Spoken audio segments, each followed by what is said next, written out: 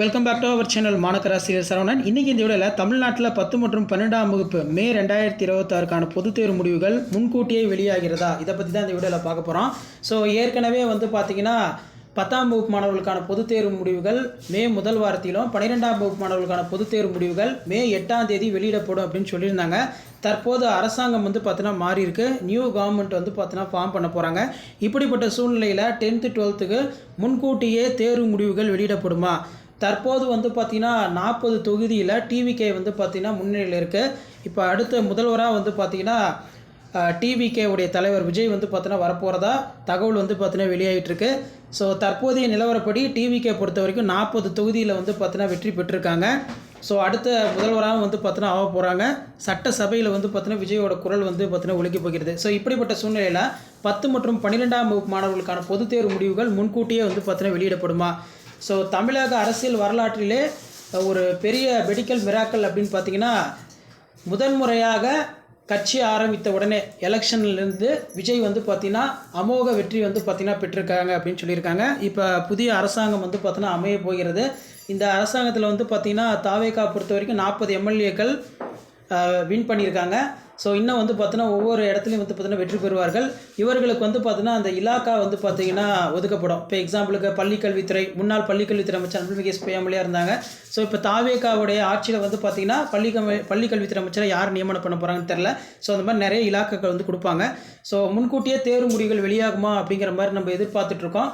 So முன்கூட்டியே வெளியாகுமான்னு சொல்லி இது வரைக்கும் பார்த்தீங்கன்னா நமக்கு எந்த ஒரு அப்டேட்டும் வரல. இருந்தாலும் பார்த்தீங்கன்னா இப்போ புதிய அரசாங்கம் பார்த்தீங்கன்னா உருவாக்குறதுனால இன்றைக்கி மே 4ஆம் தேதி, ஒரு 5ஆம் தேதி 6ஆம் தேதி இந்த 2 நாட்களில் பார்த்தீங்கன்னா அந்த பதவியேற்பு விழா இலாக்காலாம் ஒதுக்கப்படும் பட்சத்தில் கண்டிப்பாக முன்கூட்டியே 7ஆம் தேதியே ரிசல்ட் வரதுக்கான வாய்ப்புகள் பார்த்தீங்கன்னா இருக்குன்னு சொல்லியிருந்தாங்க. ஸோ இன்றைக்கே ரிசல்ட் பார்த்தீங்கன்னா வெளியாகும் அப்படிங்கிற மாதிரி சொல்லியிருந்தாங்க. நம்மளே சொல்லியிருந்தோம் இன்றைக்கி ரிசல்ட் கன்ஃபார்ம் வெளியாகுது. காரணம் பார்த்தீங்கன்னா எலெக்ஷன் பிஸியில் எல்லா கவர்மெண்ட் ஸ்டாஃப்ஸ்லையும் இருப்பாங்க அப்படின்னு தேர்வு முடிவுகளில் தற்போது பார்த்திங்கன்னா 10 மற்றும் 12ஆம் வகுப்பு மாணவர்களுக்கான பொதுத் தேர்வு முடிவுகளை முன்கூட்டியே வெளியிடுறது தொடர்பாக தற்போது வரை எந்த ஒரு ஆலோசனையும் இல்லை. தொடர்ந்து பார்த்திங்கன்னா இப்போ இந்த எலெக்ஷன் பிரேக்கிங்கில் தான் எல்லாமே போவோம். இப்போ யார் பார்த்தோன்னா ஆட்சி அமைக்கிறாங்க அப்படிங்கிற மாதிரி நமக்கு இன்னும் கொஞ்சம் நேரத்தில் தெரிஞ்சிடும். அது அடுத்த கட்ட நடவடிக்கை பார்த்திங்கன்னா தமிழ்நாட்டில் அடுத்தடுத்து தமிழக முதலமைச்சராக விஜய் பொறுப்பேற்கும் போது ஒவ்வொரு கையெழுத்து போடுவார். இப்போ எக்ஸாம்பிளுக்கு பார்த்தீங்கன்னா 10th 12க்கான ரிசல்ட் பார்த்தீங்கன்னா பப்ளிஷ் பண்ணுறது, இந்த மாதிரி நிறைய பார்த்தீங்கன்னா இவங்கள்ட்ட தான் பார்த்தீங்கன்னா ஒப்புதல் வாங்குவாங்க. ஸோ ஏற்கனவே சொன்ன மாதிரி பேப்பர் வேல்யூஷன் எல்லாமே சீக்கிரமாக கம்ப்ளீட் ஆகிடுச்சு. ரிசல்ட் பார்த்தீங்கன்னா இப்போ ரெடியாக இருக்குது. இப்போ புதிதாக வரக்கூடிய அரசாங்கம் பொறுத்த வரைக்கும் நினச்சாங்கன்னா கண்டிப்பாக ரிசல்ட் பார்த்தீங்கன்னா பப்ளிஷ் பண்ணலாம். இந்த 2 நாட்களில் +2 10th ரிசல்ட் வெளியாகிறதுக்கான வாய்ப்புகள் இல்லை. அதாவது மே 5ஆம் தேதியும் 6ஆம் தேதியும், இந்த மே 5 6ஆம் தேதி பொறுத்த வரைக்கும் புதியதாக ஆட்சி அமைக்கக்கூடிய அரசாங்கம் பதவியேற்பு விழா, ஆளுநர் மாளிகையில் அந்த பதவியேற்பு விழா, அதே மாதிரி கட்சியில் இருக்கக்கூடியவங்களுக்கு பார்த்தோன்னா அந்த இலாக்காக்கள் எல்லாமே பார்த்தோன்னா வழங்கப்படும். உயர்கல்வித்துறை பள்ளிக்கல்வித்துறை அமைச்சர்கள் அப்படின்னு. ஸோ அதனால் ரிசல்ட் பொறுத்த வரைக்கும் ஏற்கனவே இருந்த அரசாங்கம் என்ன சொல்லியிருந்தாங்கன்னா தேர்வு முடிவுகள் மே 8ஆம் தேதி வெளியிடப்படும் அப்படின்னு சொல்லியிருக்காங்க.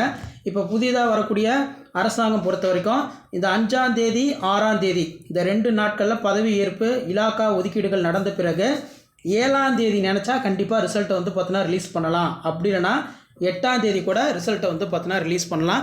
இதில் பார்த்திங்கன்னா பள்ளிக்கல்வித்துறையே தலையிட்டு தற்போதைய நிலவரப்படி 12ஆம் வகுப்பு மாணவர்களுக்கான இந்த இன்ஜினியரிங் கவுன்சிலிங் இந்த மாதிரிலாம் ஸ்டார்ட் ஆகிடுச்சு. அதனால் ரிசல்ட்டை பார்த்தீங்கன்னா ரிலீஸ் பண்ணலாம் அப்படின்னு சொல்லி பள்ளி கல்வித்துறை அனுமதி கேட்டு கூட அதற்கு முன்பாகவே இந்த 5 6ஆம் தேதிக்கு முன்னாடி வெளியிடறதுக்கான வாய்ப்புகள் இருக்குது. ஆனால் அதில் பார்த்தோன்னா அந்த வாய்ப்புங்கிறது மிக மிக குறைவு தான்.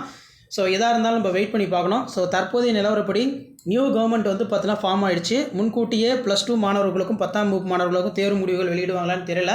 வெயிட் பண்ணி பார்க்கலாம். ஸோ எல்லாமே பார்த்தோன்னா ஒரு ப்ரெடிக்ஷன் தான். ஸோ தமிழக அரசியல் வரலாற்றிலேயே முதன்முறையாக ஒரு புதிய கட்சி உருவாகிருக்குன்னா அது டிவிகே தான். ஸோ டிவிகே அப்படின்னு சொல்லி நிறையா பேர் பார்த்தோன்னா ஆதரவு தெரிவித்தாங்க. இப்போ பார்த்தோன்னா அமோக வெற்றி பெற்று சட்டசபையில் டிவிகேவோட குரல் ஒலிக்கப்பட இருக்குது. விரைவில் 10 மற்றும் 12ஆம் வகுப்பு பொதுத் தேர்வு முடிவுகள் குறித்து தமிழக அமைச்சர் தமிழக முதல்வர் கண்டிப்பாக பார்த்தோன்னா அறிவிப்பாங்க. அந்த அப்டேட்டில் தெரிஞ்சுக்கிறதுக்கு மாணக்கராசிரியர் சரவணன் யூடியூப் சேனல் சப்ஸ்கிரைப் பண்ணுங்கள். வீடியோ ஃப்ரெண்ட்ஸ்க்கு ஃபார்வர்ட் பண்ணிட்டு பாருங்கள்.